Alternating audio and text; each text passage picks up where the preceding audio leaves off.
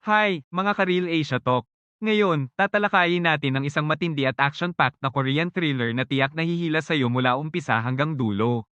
Puno ito ng krimen, suspense, at nakakaindek na twists na hindi mo aakalain. Kung mahilig ka sa mga kwento tungkol sa katapatan, pagtataksil, at paghihiganti, hindi mo dapat palampasin ang pelikulang ito. Ang dalawang lalaki na ito ay sina Dong Chul at ang kanyang matalik na kaibigan na si Chun Sik. Bagaman mukhang mga gangster sila, pareho silang tapat na mamamayan na nagtatrabaho bilang mga tagapamahagi ng isda para sa maliliit na nagtitinda sa palengke. Sa lugar na ito, may regular na nangongolekta ng protection money. Kung hindi magbabayad ang mga nagtitinda, nagiging marahas ang mga lalaki at pinalalaya sila sa palengke. Bagaman galit ang dalawa sa sitwasyon, wala silang magagawa. Pagkatapos ng lahat, sinusubukan lamang nilang kumita ng kabuhayan at maski pati ang kanilang sahod ay hindi pa nababayaran. Sa sandaling iyon, nakatanggap si Dong Chul ng tawag mula sa isang kakilala. Ipinakilala ng lalaki ang isang seafood boss upang talakayin ang posibleng oportunidad sa negosyo. Partikular, sinabi niyang mamuhunan sila sa isang produkto na tinatawag na Emperor's Goods. Matapos marinig ang nakakakumbinsing pitch at makita ang malusog at matatabang alimango, mabilis na nahikayat sina Dong Chul at Chun Sik. Sa huli, nagpasya silang ilaan ang lahat ng kanilang ipon sa produktong ito. Umaasang mababago nito ang kanilang buhay. Samantala, ang asawa ni Dong Chul, si Jisoo, ay isang nurse. Bukod sa trabahong ito, kailangan din niyang magtrabaho sa isang restaurant hanggang gabi. Gayunpaman, masaya pa rin silang namumuhay bilang mag-asawa. Sa gabi, nagmaneho si Dong Chul upang sunduin ang kanyang asawa at sabay silang naghapunan sa loob ng kotse. Sa daan pauwi, sinabi ni Dong Chul sa asawa niyang balak niyang mamuhunan sa negosyo ng king crab. Ngunit agad na binalaan ni Jisoo ang kanyang asawa na maraming beses na silang nadaya sa ganitong uri ng pamumuhunan at hindi mapagkakatiwalaan ng investor. Sa oras na iyon, wala nang magawa si Dong Chul kundi aminin na naibigay na niya ang pera sa tao. Sa isa pang pangyayari, ang grupo ng loan shark na pinamumunuan ni Kite ay sinusubukang pasukin ang pinto ng isang apartment. Pumasok sila at pinahirapan ng isang lalaki dahil hindi makabayad ng utang. Nang malapit ng patayin ni Kite ang lalaki para makuha ang insurance compensation, dumating ang kanyang anak na si Soyeon sa bahay. Agad na nahulog ang loob ni Kite kay Soyeon at dinukot ang babae upang bayaran ang utang. Sa daan, aksidenteng nabangga ng kotse ni Kite ang kotse ni Dongchul. Sa kabutihang palad, pareho silang ligtas. Lumabas si Dongchul upang makipag-usap, ngunit sa halip, binigyan lang siya ng business card at inihagis ang isang stack ng pera. Dahil naayos na ang bagay, nakita ni Jisoo na hinahamak ang kanyang asawa, kaya lumabas siya na galit para questionin ito. Abala si Dong Chul sa pagkolekta ng pera na ikinagalit ng kanyang asawa, ngunit kinuha lamang niya ito upang maibalik. Gayunpaman, iginiit ni Jisoo ang pagtawag sa pulis. Nang marinig ito, agad na nagpanik ang driver dahil may dinukot na babae sa kotse. Namangha si Kitty sa lakas at ganda ni Jisoo, kaya agad siyang bumaba ng kotse at sinaktan ang driver. Binugbog ni Kite ang driver bago niya pinilit yumuko at humingi ng paumanhin kay Dongchul at sa kanyang asawa, at saka umalis. Hindi nagtatapos doon ang mga pangyayari. Kinabukasan, pumunta si Dongchul sa opisina ni Chairman Kang upang hingi ng sahod na utang sa kanya, ngunit nagalit ang matanda at binigyan siya ng maliit na halaga lamang. Kumakain sina Dongchul at Chun Sik, nagrereklamo sa negosyo dahil wala silang balita tungkol sa barko sa loob ng ilang buwan. Sa oras na iyon, tumawag si CEO Park kay Dongchul at ipinaalam na nadating ng pamahalaan ng China ang barko dahil sa pagpasok nito sa teritoryo nila. Nang marinig ang balita, naintindihan agad ni Chun Sik na muling nadaya sila at umalis na walang sinabi. Sa isang law office, tinalakay ni Jisoo ang isyu ng piyansa para sa kanyang asawa. Nalaman niyang maaaring makulong pa rin si Dongchul kung hindi mababayaran ang piyansa. Ngunit hindi alam ni Jisoo na sinusundan siya ng mga tauhan ni Kitay. Sa gabing iyon, kaarawan ni Jisoo. Nagpareserba si Dongchul sa isang magarang restaurant sa pag-asang magiging masaya ang asawa. Ngunit taliwas sa kanyang inaasahan, iminungkahi ni Jisoo ang diborsyo upang masolusyonan ang suspended sentence ni Dongchul. Hindi sumang-ayon si Dongchul kahit na alam niyang gusto lamang ni Jisoo ng pekeng diborsyo.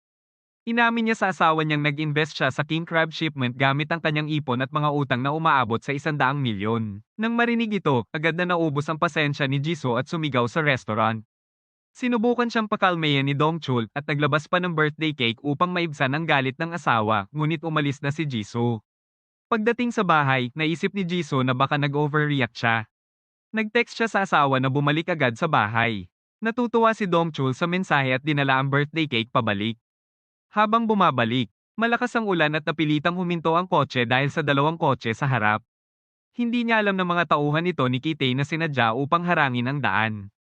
Sa parehong oras, tumunog ang doorbell sa bahay at nakita ni Jisoo ang isang estranghero. Bago siya makapag-react, nabuksan nito ang lock ng pintuan at sinubukang tumakas ni Jisoo. Tinawagan niya ang asawa, ngunit dumating ang ibang lalaki sa glass door at binasag ito kasama ang kanyang mga kasabwat at dinukot si Jisoo. Ang nasa likod ng kidnapping ay si Kitty. Matapos iwan ng kasabwat ang lugar, nakabalik na sa bahay si Dongchul at nakita ang mga basag na salamin at gulo sa loob at labas ng bahay. Kinabukasan, pumunta si Dongchul sa pulisya para i-report ang insidente. Sinuri ng pulis ang CCTV, ngunit natuklasan nilang sinadyang sirain ang camera system bago ang kidnapping. Naghintay na lamang si Dongchul sa investigasyon ng pulis. Nang lumabas, tumawag si Kitty mismo at nagbantang papatayin si Jisoo kung pupunta siya sa pulisya ulit. Iniwan ni Kitty ang business card at sinabihan si Dongchul na pumunta sa meeting point. Nagpunta si Dongchul sa restaurant bilang kasunduan habang naghahanda si Chunsik sa kotse. Nang dumating, nakita ni Dongchul ang phone at bag na nakahanda. Habang naghihintay siya, biglang tumunog ang phone at sinabing iniwan nito ang pera para bilhin si Jisoo. Kagad pagkatapos nito, natuklasan niya ang isang kaina-hinalang lalaki. Walang pag-aalinlangan, kumuha siya ng baseball bat at sinundan ito. Sumunod naman agad silang dalawa ni Chunsik at Hamarang sa daraanan. Pero nang makaharap na nila, natuklasan nilang nagkamali sila ng tao. Dinala ni na Dongchul at ni Chunsik ang pera sa istasyon ng pulisya upang iulat ito. Ipinaliwanag ni Dongchul ang mga pangyayari. Pagkatapos ng paunang investigasyon, akala ng pulis ito ay isang kaso ng human trafficking. Gayunpaman, nang makita ng mga pulis ang pera, lumiwanag ang kanilang mga mata. Ang kanilang mga ugali ay nagsimulang magbago. Sinabihan nila si Dongchul na umuwi at maghintay ng balita sa ngayon dahil nasa isang pulong pa ang kanilang leader. Pagbalik ng superior, gagawin nila ang pagkuha ng fingerprints at ipagpapatuloy ang pagsisiyasat. Pagkakita niya ng mga larawan at impormasyon tungkol sa mga nawawalang mga babae, napakaraming taon na ang nakalipas at hindi pa rin nare-resolba ng mga pulis ang mga kasong ito. Napagtanto ni Dongchul na wala siyang makukuha at walang maitutulong ang mga pulis dito kaya determinado si Dongchul na siya mismo ang lulutes dito. Ang unang ginawa niya ay kolektahin ang perang inutang sa kanya ni Kang. Ngunit hindi lang siya hindi nagbayad, pinalayas pa siya nito ng malakas at walang paggalang. Karaniwan ay pinapalampas lang ito ni Dongchul pero sa araw na iyon ay hindi na niya napigilan ang sarili. Agad niyang inatake at binugbog ang mga tauhan ni Kang.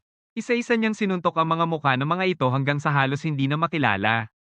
Nang makita ni Chairman Kang na nakahandusay na ang kanyang mga tauhan, natakot din siya at binayaran si Dongchul. Matapos matanggap ang pera, siya at si Chunsik ay nagtungo upang humingi ng tulong sa isang retired inspector na nagngangalang Gam Sejang. Gayunman, nang makumpirma nitong kaso ito ng human trafficking, tumanggi siyang makisangkot. Naiinis si Dongchul at gusto na sanang umalis, ngunit pinayuhan siya ni Chunsik na bumalik dahil ang inspector na ito ang pinakamahusay sa larangan ng tracking. Upang mahikayat si Gam Sejang, inilabas ni Chunsik ang kanilang kontrata sa King Crab at nangakong ibibigay sa kanya ang 5% ng kita. Nang makita ang halagang 100 milyon, inakala niyang malaki ang negosyo ng dalawa at agad siyang pumayag. Sinimula ni Gam Sejang ang kanyang investigasyon sa pamamagitan ng pagsuri sa mga surveillance camera sa restaurant upang makilala ang taong nagdala ng bag ng pera kanina.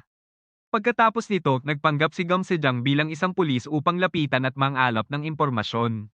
Sa wakas, natukoy nila ang may-ari ng sasakyan bilang si Mansik. Agad na nagtungo ang grupo sa kanyang bahay upang tanungin siya. Umamin si Mansik na ibinente niya ang plaka ng sasakyan upang magkaroon ng pera para sa pagsusugal. Pagkatapos nito, nagtungo sina Dongchul at ang iba pa sa kasino na itinuro ni Mansik. Doon, hiniling niyang makausap ang may-ari upang magtanong tungkol sa taong bumili ng plaka ng sasakyan. Gayunman, mabilis na napagtanto ng may-ari na sila ay mga tagalabas at agad niyang tinawag ang kanyang mga tauhan upang sila ang humarap sa kanila. Muling nagalit si Detective Gam Sejang. Lumabas siya upang ipakita ang kanyang kakayahan ngunit siya ay binugbog ng mga ito. Sa pagkakataong iyon, napilitan ng kumilos si Dongchul. Madali niyang tinalo ang bawat isa sa kanila. Kaagad pagkatapos, isang walang takot na tauhan ang sumugod upang atakihin si Dongchul, ngunit agad itong inihagis ni Dongchul sa kahoy na mesa at pagkatapos ay hinarap ang natitirang mga kalaban. Matapos mapabagsak ang lahat, agad siyang nagtungo sa silid ng may-ari. Napagtanto rin ng babae ang panganib at sinubukang tumakas, ngunit siya ay naunahan ng mga binti ni Chunsik. Walang paligoy-ligoy, dumiretso si Dongchul sa pakay. Tinanong niya ang may-ari ng kasino tungkol sa may-ari ng sasakyan, ngunit sinabi nitong hindi rin niya alam kung sino ang bumili nito. Gayunman, may naiwan na business card ang taong iyon sa may-ari ng kasino. Agad na nagpatuloy ang tatlo sa kanilang lakad, sinundan ng clue mula sa business card na hawak ni Dongchul, patungo sa isang club. Subalit ang may-ari na nakapangalan sa business card ay lumipat na 2 taon na ang nakalipas. Nauwi sa wala ang lahat ng kanilang paghahanap sa araw na iyon. Sa sandaling sila ay nawalan na ng pag-asa, biglang nakakita si Dongchul ng isang pamilyar na sasakyan. Sinubukan niyang alalahanin at napagtanto niyang ito ang taong nakita noong araw na mawala si Jisoo. Walang pag-aalinlangan, inutusan ni Dongchul ang lalaki na bumaba ng sasakyan. Ngunit agad siyang nakilala ng lalaki at mabilis na tumakas. Binasag ni Dongchul ang bintana ng sasakyan at sinubukang habulin ng lalaki, ngunit sa huli ay nakatakas pa rin ito. Hindi nagtagal, nakatanggap si Dongchul ng tawag mula sa istasyon ng pulis. Ipinaalam sa kanya na may natagpo ang bangkay ng isang babaeng kaedad ng kanyang asawa. Labis na natarante si Dongchul nang marinig yon. Nanginginig siyang tumingin sa litrato at saka napabuntong hininga ng ginhawa. Sa kabutihang palad, hindi si Jisoo ang biktima sa larawan, ang babaeng nasa litrato ay si Lee Yong-dong, isang biktimang 2 taon nang nawawala. Makalipas ang ilang araw, muling nakipagkita sina Dongchul at Chun-sik kay Gum Sejang at nalaman nila na kusang sumuko ang asawa ni Lee matapos matagpuan ang bangkay ng kanyang asawa. Umamin ng lalaki na ipinagbili niya ang kanyang asawa sa human trafficking organization ni Kitay. Sa libing ni Lee, nagkaroon ng pagkakataon sina Dongchul at Chun-sik na makausap ang kanyang asawa. Ikinwento nito na noong malubha ang karamdaman ni Lee noong taong iyon, palagi siyang nasa tabi nito at inaalagaan siya, bagay na labis na nakaantig sa lahat. Hindi inaasahan, ang gawaing iyon ng pagmamahal ang nakatawag ng pansin ni Kitay. Sinasadya nitong pilitin siyang makipagkita at suhulan ng kanyang asawa ng pera. Sa isang sandali ng matinding pagod at kawalan ng pag-asa, pumayag siyang ipagbili ang kanyang asawa. Matapos marinig ng asawa ang kwento ni Dongchul tungkol kay Jisoo, iniabot niya ang ilang dokumento at sinabing maaaring naglalaman ang mga iyon ng mga impormasyon upang matulungan silang mahanap si Jisoo. Hindi nagtagal, pinili rin ng lalaki na wakasan ang sarili niyang buhay. Natuklasan ni Dongchul na ang business card na nasa mga dokumento ay tugma sa ibinigay sa kanya noon ng driver. Walang pag-aalinlangan, agad nagtungo si Dongchul sa opisina ng loan office. Hindi na siya nagtanong pa at bigla na lamang sumugod at binugbog ang lalaki. Saka kinaladkad ang driver patungo kay Gum Sejang para sa interogasyon. Sa ibang lugar naman, pinapanood ni Kitay ang lahat sa pamamagitan ng kamera. Nang makita niyang nahuli ni Dongchul ang kanyang tauhan, agad niya itong tinawagan sa pamamagitan ng video call. Sa screen, makikitang bihag si Jisoo at marahas na pinahihirapan. Malamig na nagbigay ng kondisyon si Kitay. Kung nais niyang mabuhay si Jisoo, kailangang patayin ni Dongchul ang tauhan. Nang makita niyang walang awang pinahihirapan ng kanyang asawa, wala nang ibang pagpipilian si Dongchul kundi sundin ang utos. Nang bumagsak ang tauhan, saka lamang nasiyahan si Kitay. Pagkatapos nito, nagtakda siya ng panibagong kondisyon, kailangang dalhin ni Dongchul ang pera upang matubos ang kanyang asawa. Pagkababa ng tawag, biglang ginseng ni Dongchul ang tauhan. Lumabas na buhay pa ito dahil pansamantala lamang niyang hinigpitan ang ugat. Kaya nawalan lamang ng malay ang driver ng ilang minuto. Dahil sa pagligtas ni Dongchul sa kanyang buhay, agad na naging masunurin ang driver at inamin ng lahat. Ang pangalan niya ay Dusik. Ibinunyag ni Dusik na si Kitay ay isa palang delusional na psychopath. May ugali itong mangkidnap ng mga batang babae sa anumang dahilan, pagkatapos ay sanayin at ibenta ang mga ito sa mayayaman, at sa ilang pagkakataon ay ginagamit pa para sa organ trafficking. Matapos malaman ang impormasyong ito, nagsimulang magplano si Dongchul ng paraan upang mabawi ang pera mula sa istasyon ng pulisya. Nakipagtulungan siya kina Gum Sejang at Chun-sik at sama-sama silang nagbalat kayo upang malinlang ang mga pulis at mabawi ang pera. Samantala, sa hideout ni Kitay, nakita ni Jisoo na binubugbog si Soyeon kaya agad siyang sumugod upang tulungan ito. Tumakbo siya papasok sa silid sa tapat ng pasilyo at sinipa ang umaatake sa pagitan ng mga binti, dahilan upang bumagsak ito sa sahig. Pagkatapos nito, sinubukan ni Jisoo na tumakas kasama si Soyeon, ngunit nauwi sa pagkakaipit ang dalawa. Ang silid na kanilang napasukan ay biglang naisara ng ibang mga biktima dahil sa matinding takot. Sa kabilang panig, sinimulan na ni Dongchul ang plano. Tila imposibleng magtagumpay, ngunit naging maayos ang takbo nito. Maayos at malinis na pumasok sina Gum Sejang at Chun-sik sa istasyon at mainit silang sinalubong ng mga gwardya dahil inakala ng mga ito na sila ay mga nakatataas na opisyal na biglaang dumating. Nang kukunin na sana ng dalawa ang bag ng pera at umalis, naging kainahinala ang isang pulis. Hiniling nitong ipakita ang kanilang mga ID, ngunit tumanggi sila. Nang mabunyag ang kanilang pagkakakilanlan, sabay na itinaas ni Gum Sejang at Chunsik ang kanilang mga kamay at sumuko. Dahil dito, napilitan si Dongchul na pasabugin ng isang sasakyan ng pulis upang lumikha ng kaguluhan. Dahil dito, nakuhang makuha ng dalawang magkaibigan ang pera at makatakas. Sa panig naman ni Jisoo, nawalan na ng malay si Soyeon matapos siyang hampasin ng napakalakas ng isa pang lalaki. Nabaliw si Kitay nang makita niyang nasira ang kanyang mga kalakal. Sinipa niya ang lalaki ng ilang beses at saka kumuha ng isang pamalo at paulit-ulit itong binugbog. Habang nag-aapoy pa sa galit, nakatanggap si Kitay ng tawag mula kay Dongchul. Sinabi ni Dongchul na nais niyang makipagkita at ipagpalit ang pera kapalit ng kanyang asawa. Pumayag si Kitay. Ngunit inutusan niya ang kanyang mga tauhan na patayin silang lahat matapos makuha ang pera. Samantala, nalaman ng pulisya na si Dongchul ang nagsimula ng sunog. Agad niyang sinabi na kusa siyang susuko matapos niyang mailigtas ang kanyang asawa. Sa parehong oras, sinubukan ni Jisoo at Soyeon na tumakas sa pamamagitan ng bintana. Nakalabas si Jisoo, ngunit nahuli si Soyeon. Mabilis na tumalon si Jisoo patungo sa katabing gusali, tumakbo palabas sa pangunahing kalsada. At pumara ng sasakyan. Hindi man lubos na naunawaan ng driver ang nangyayari, dinala pa rin siya nito sa istasyon ng pulisya. Pagkababa niya ng sasakyan at pagsisimula niyang tumakbo, biglang hinarangan ng isa pang kotse ang kanyang daraanan, walang iba kundi ang nakakatakot na si Kitay ang sakay nito. Dumating si Dongchul sa lugar ng tagpuan at diretso niyang binangga ang sasakyan. Sa oras ding iyon, inililipat na ang mga biktima sa ibang kulungan. Nang salakayin sila ni Gum Sejang at Chunsik, salita nilang binugbog ang mga ito.